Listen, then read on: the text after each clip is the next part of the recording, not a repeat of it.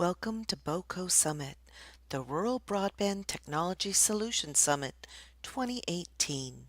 We wish to thank our sponsors for helping to create a path for fast, affordable connections. This BoCo Summit session is entitled Why Fiber Matters, Yes, in Rural Areas, with Heather Burnett Gold, consultant and past president of the Fibre Broadband Association. Good afternoon. I'm Daryl Hicks. I'm also a commission member working with Walter and the rest of the commission members, and I wanted to take this opportunity to thank you from my own heart and appreciate you all coming out and listening to Arlene and putting in the time and the effort this afternoon to come here and work with us. And I'm going to take the time now to introduce Heather Burnett Gold. She's a past president of the Fibre Broadband Association, and prior to that, billion all over. Right, exactly. And now off onto your own thing with HBG Consulting. So we want to thank you and appreciate you for coming out and spending some time with us. I am so thrilled to be here, and I'm going to go up and run my slides, but to talk about two things I'm passionate about, which is fiber and rural deployment. You are catching me in the last 4 days of my job at the Fibre Broadband Association, where I have been for 7 years and become a real advocate for more fiber deployment. And I know it's a challenge in rural areas. And I'm going to tell you a little bit about what we do at the association and a little bit about some of the stuff we've seen that counters the issue that you brought up about take rates. So am I going? Where do I go? Just hit a key there, I think. Right here. Like, No, it's on a different one. oh, it is? It's on this? Okay. Just look on the screen. Is it Shelburne side? No. No, Just have those up. sorry. Apologies. See, Hold, this is the one we please. want to, Is this the presentation you? yeah, that's her presentation. And I was trying to open it. No, that's a master template. Close the, no, this is, oh, close that.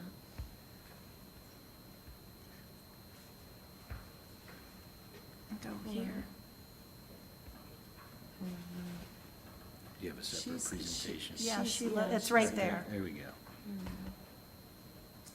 Perfect. There we go. Okay. Is that up? It's not Now, up. what we need to do, hold on. Technology is beyond us. Call an engineer. I'm here. It's on laptop. Ah, There let's we see if go. we're going. Let's see, I think it's the, let me, You want to take that one down. yep, hold on. Yeah. This is Close the that one. one out. Don't ever upgrade that. Oh, no.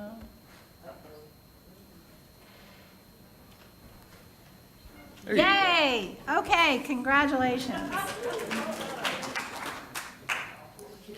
All right, let me just tell you a little bit about the Fibre Broadband Association. I have many members here, which is very exciting. Shentel, Lumos, Adtran, Graybar, these are all members of the association. Our mission is to accelerate deployment of all fiber access by demonstrating some fiber-enabled applications, create value for network operators and their customers. And our vision is to be the voice for ultra-high-speed broadband throughout the Americas. We also have a LATAM chapter. So here's our membership, and I think it's important for you to see this. 258 members, 65% are incumbents, 57% are operators. Of that, 65% are incumbents, and that includes everybody from the smallest to the biggest. And then we have 30% municipal utilities and co-ops and 5% competitors. That would be like Google, they're a member.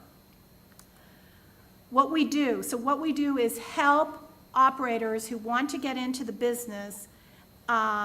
We offer educational tracks at conferences. We have market research, toolkits that help you deploy and monetize your networks, webinars, certifications and training, and essential networking opportunities. I think that is what's key I think you all are seeing that it's getting out and talking to other people that are trying to do what you're doing. And we support regulatory efforts to expand the access of all fiber broadband. So our commitment is to our members, is to help you figure out how to complete this project you're on, and to make sure that you get to know people that are in similar places to what you're doing. And I think, especially in Virginia, we're very fortunate in that we've had a large number of communities look at this challenge and figure out ways to move forward, such as in Halifax. I've been to Halifax. It's absolutely beautiful and magnificent. And I've actually been to an electronic dairy farm there, which was just fascinating. I'm on the Lead Virginia board, so I've been everywhere in the Commonwealth. What are the big drivers? I think the economist, or the economic development guy went over them earlier. TV and video, the Internet of Things, and simultaneous device use. That's when you and your children want to be on 3 or 4 devices at one time in your home.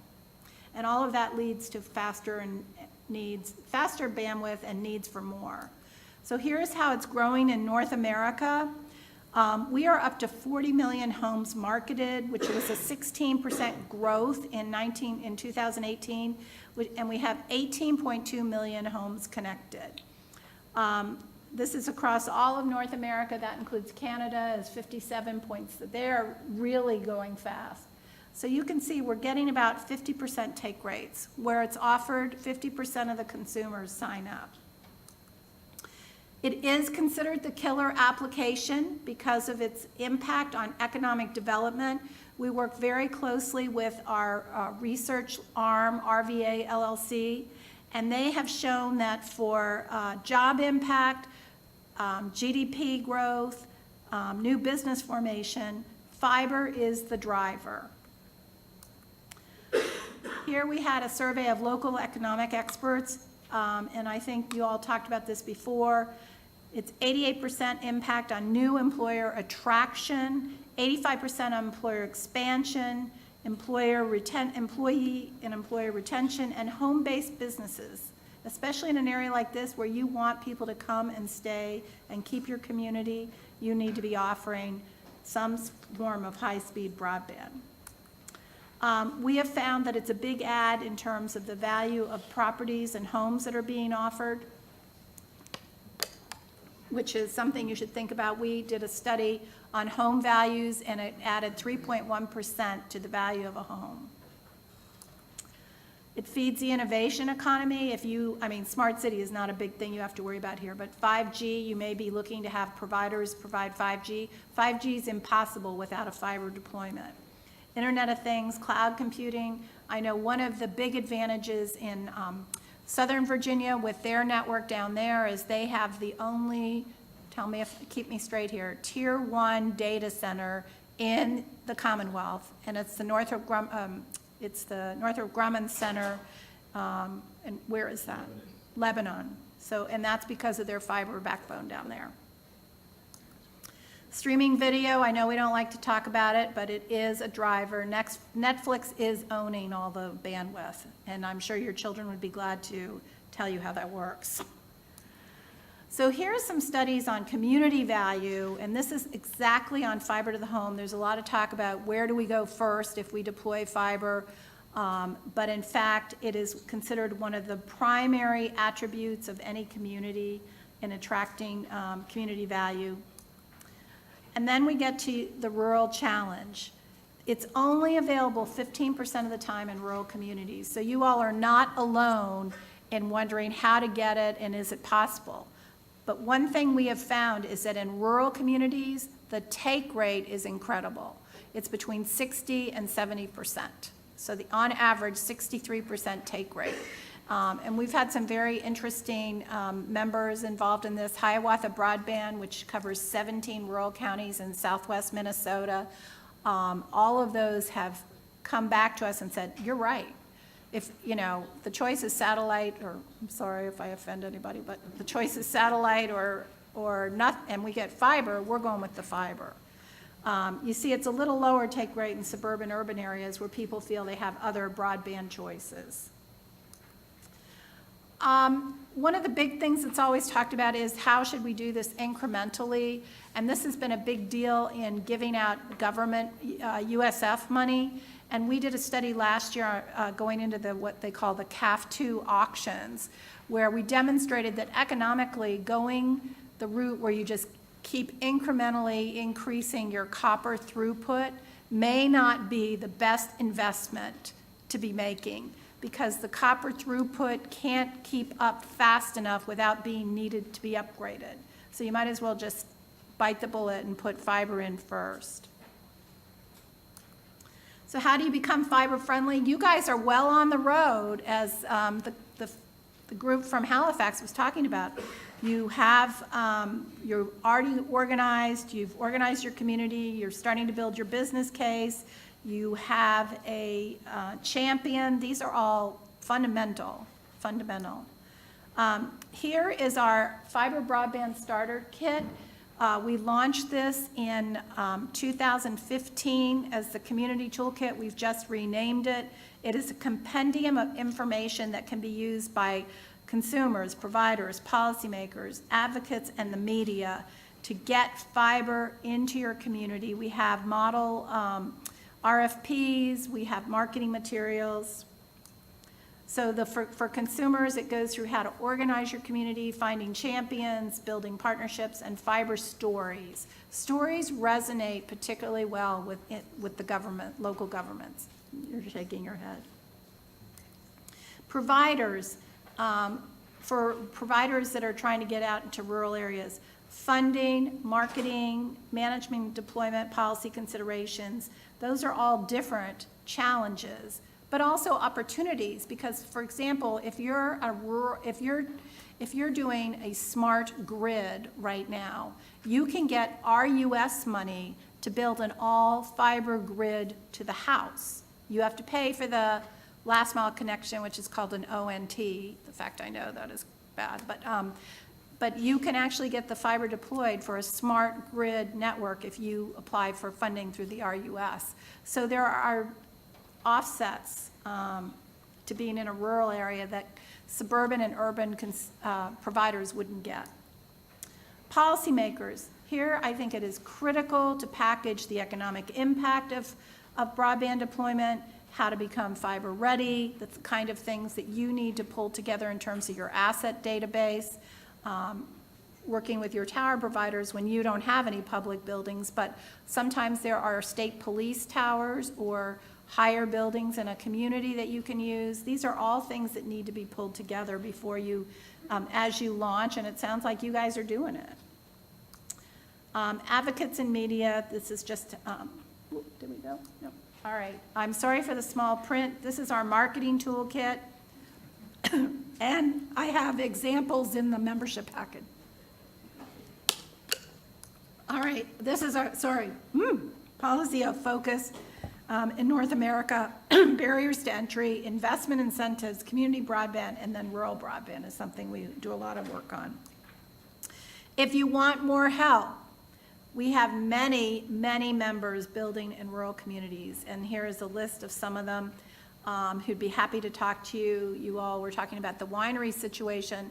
Online Northwest is in McMinnville, Oregon, and they built a network there, and they were responding to the need for high-speed connectivity for their vineyards out there. And all of these people are great about being connected with you and helping you with your project. Through the Fiber Broadband Association and attendance at our annual Fiber Connect, we bring access to all of these communities, and it's a relatively inexpensive investment because it lets you have access to all of our research and then come to the meeting for everybody in your organization. So it's not one person, one access, it's as many as you need. We also have others, as I said, the good thing about living in Virginia is there are other models to be reached out to. And Danville, if any of you have been down there and seen what they did with their network. And then we have carriers, NBC and Lumos. I know both of them are here, and probably you're already working with them. Then there are all the ones that are organizing under the Broadband Authority statute, Orange County, Eastern Shore of Virginia, Nelson County, Roanoke Valley, and I know they're here today, and Franklin County. Virginia Department of Counties, VACO, I think they'll be here too. They're an excellent resource for you. And then the Office of Telework and Broadband Assistant and the Department of Housing and Community Development. Those are great internal to the Commonwealth resources for you.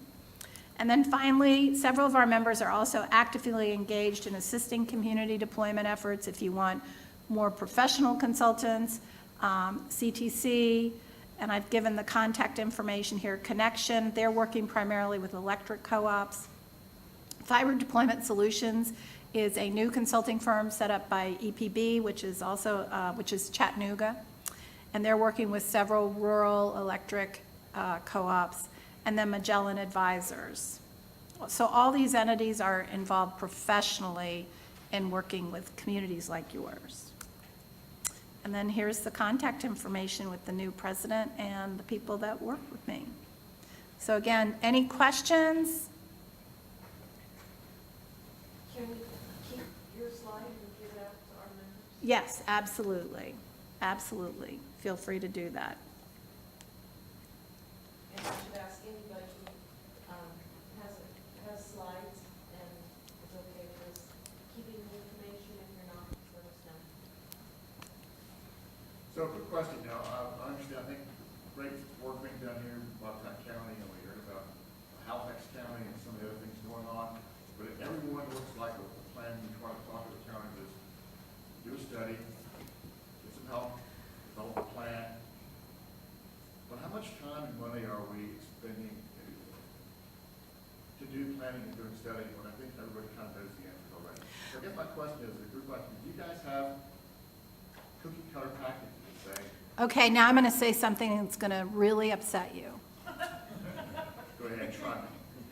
There is no one answer for every community.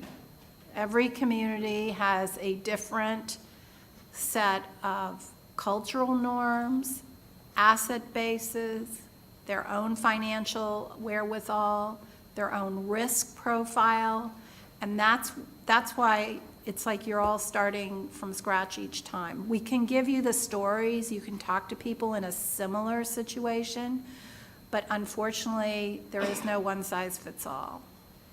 Sorry. How about, if we relate this back to the Rural Electrification Act, was that same situation then where we thought no one size fit all to run electricity? I think that was generally true, and I think you saw different models, and one of the models that's emerging more vigorously today is also a model that came out of rural electrification, say that quickly, which is the co-op model. Oh, Yeah, and so there are a lot of co-ops, electric co-ops in the US that are now getting into telecom, because they see it as having the same kind of drivers. They're owned by the community. They already have a lot of the assets in place. They have the poles, they have access to rights of way, they know how to service the customer, so they don't have to reinvent themselves as a final consumer service provider. But you know, that is a problem. And I'll agree, it may not be a 100% solution for every locality, but of course there are not all identical exactly the same. So I talked about the topology of mountains and things like that within here versus in Halifax. But again, I just think if there was a couple of simpler models that could get you started. Again, your presentation is really good because I think that's what yours. You can't have 5G if you don't have fiber. Right. You can't say 5G is the solution for a whole community, but no, you have to have fiber. But again, if there was, I just hate seeing communities spend lots of money doing redundant work that's already been done for some places where there are models that might work for that community, whether it's the Oregon model we talked about or some of these others, so that we, you know, instead of spending money on studies, spend money on putting fiber. I understand your frustration about that completely. And couldn't it go faster? Yeah. Any other questions?